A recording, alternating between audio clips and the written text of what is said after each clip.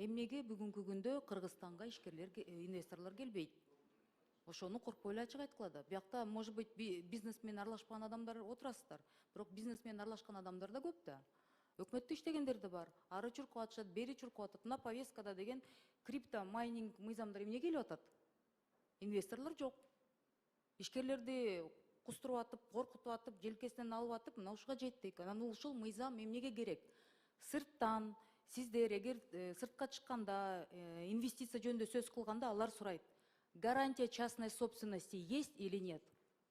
Когда гарантия частной собственности есть, к вам снаружи придут инвесторы. Ошону өкмөт так жооп бергенге үйрөнүңүздөр. А сиз инициатор катары ошол маселени сиз да сыртка көп чыгасыздар, айткыла да ачык. Мисалы, мен сыртка чыксам, биз да чакырып атабыз. Келгиле, у нас все замечательно, все хорошо. Алар интернетте ачат.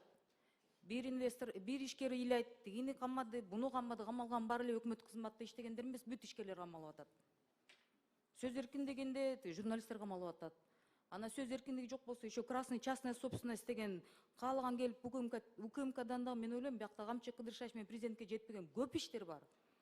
Аны корккон эл сыртка чыгарбайт, интервью бербейт, ачыкка чыкпайт. Унчукпай эле берген долясын берип туруп куткарып чыгып кетип атышат. Бунун баарын ишкерлер билет. А сыртта жүргөн инвесторлор ошол ишкерлерден сурайт: самый главный инвестор в Кыргызстане это кто? Это отечественный предприниматель. И ошол отечественный предпринимательдин 30 жылда контакттарын баары сыртта болгондор аларга чалат: ай, сен чоң ишкер экен, орто ишкер экенсиң, мындай кичи ишкер экенсиң, кичинекей ишкер. Айтчы, насколько безопасно? Иштегенде сеникин эч ким тарта албайбы? Жок кандай гарантия.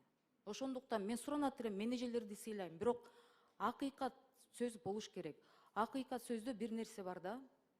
Ушунчалык эле мамлекеттик кызматта иштегендердин баары таза, ишкерлердин баары прихватизатор, уурулар десек, давайте анда 30 жылда бүт мамлекеттик кызматта 1 жылдан көп иштеген чиновниктерди эми средний звенон тийбей эле коелу. Министр анан өйдө андан чоңураактар текшерели. Кайсы үйдө жашашат? Кайсы машинеси бар? Балдары чет өлкөдө кайсы акчада окуп атышат? Ошол акчалы чыккан акчаларды ким көзөмөлдөп атат? Убагында ар бир президент тегерегинде байыгандар канча эле? Жыргап жүрүшөт. Азыркыга чейин жыргап жүрүшөт. Балдары мен деген университеттерди окуп бүтүп алышып келип биякта акыл үйрөтүп атышат. Андайлар делесиздер да, орто кызматта иштегендер. Биз да биякта аралашып жүргөндөр көрүп атабыз. Ошондуктан мен аябай суранат элем. Мындай болгону болду. Анан мына мен бир ачууланган дагы бир нерсени айтып кетет элем да. Айтсам мен коллегаларым тарынды эле. Мына быйыл биз салык кызматы аябай жакшы иштерди кылдык.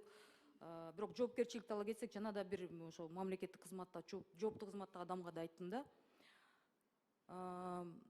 Бир мыйзамдарды киргизебиз, анан кайра жокко чыгарабыз, ишкерлерди жүдөттүк, ККМдерди канча алдыңар, базарлардагы тиги патенттер жокко чыгарабыз деп. Мамлекетке канча ущерб болду, буга ким жооп берет? Прихватизацияны бияка эле калтыралы. Любой законду парламент колдоп бердик. Анан ущерб болгондон потом опять аны отмена кеткенден кийин ортодогу разница бюджеттен келген каражатка ким жооп берет? Анан прихватизация кылынган учурларда ушуну берген адамдын бирөөсүн жоопкерчиликке чакырдыкпы? Тарттыкпы бир адамды? Мына могу заводду бекип туура эмес бериптирсиң. 30 жыл мурда азыр 80ге чыкса, 90го чыкса деле давайте жоопкерчиликке тарталы. Ошондо ишкерлер да ойлонот. Чиновниктер да, азыркы жаш чиновниктер эскилерден да карышкыр болуп калышты. Силердин маселеңер президенттин көзөмөлүндө, камчы кыдыршаш көзөмөлүндө деп шылтап, ишкерлердин жетиси терин сыйрып атышат азыр. Силер билбейсиздер, укпайсыздар мүмкүн. Мисалы, ошол салык кызматы деген списание по налогам сделали. На 12 миллиардов безнадежных долгов дейт да. Ошол салык долгтун арасында эмне бар? Урматтуу коллегалар. Мамлекетти 30 жыл тоноп прихватизацияланган фирмалардын жартысынын чиновниктердин фирмаларын карыздарын кечип коюшту. Аны ким текшерди? Урматтуу өкмөт отурасыңар. Ошонун баарын быкычкыларын берип чукуп отурсак, анын акыйкаттын аягында бакуша даже приватизация кылган ишкерлер таза болуп калат бизде. Балекеттин баары ушул 30 жылда туура, Надежда туура айтып атат. 30 жыл мамлекетти тоногон чиновниктерди, бирок алар биз текшерелик, ошонун баарын текшерели. Мен 100% ар бир ишкер колдоп берет. Бир да ишкер мыйзам бузууга барбайт, анткени ошондон талап кылган, ошону тоногон, ошондон акча пара сураган адамдар азыр еще мода. Пара сурайт экен. Анан параны бакыш тиги темселеп барып берип атканда аны кармап туруп, взятка бердим деп, ошол параны бердиртип туруп ошол жактан кармап туруп камап атышат. Это новая мода в Кыргызстане. Бунун баары биздин мамлекеттин башчысы турган адамдардын эми мүмкүн убактысы жетпейт, может быть жетет деп мен ишенгим келет да. Ошондуктан акыйкат сүйлөгөндө давайте аягына чейин акыйкатты мындай колдоп кетели. Ошол приватизация кол койгон чиновниктердин баары 80-90го чыкса, балдарын жоопкерчилигине тарталы. Пожалуйста. А 3-4-чү приватизация кылган, анын баласына кеткенден кийин ага тиги отуруп алып туруп ГКМКга чакырып коюп, акчасын алып коюп, анан кетирип койгон. Какая разница? Вы же еще не знаете, если там 300 гектар земли у него забрали, приватизированных, сколько из них ушло государству?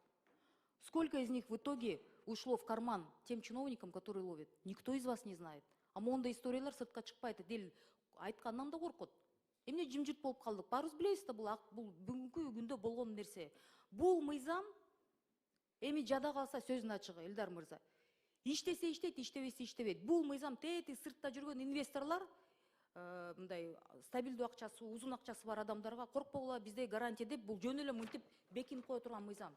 А по факту любойун жулуп алып туруп, любойун каматкан азыр заман. Эч ким биз да болуша албайбыз, мурдагылар да болуша албайт, келечектегилер да болуша албайт. Мен бул жерде уруша турган эмес, просто акыйкат сөз керек бизге. Ошону аягында чейин мындай давайте юристтер туура түшүнүп, сырттан келген акчалар келсин, мамлекет өнүгүш керек.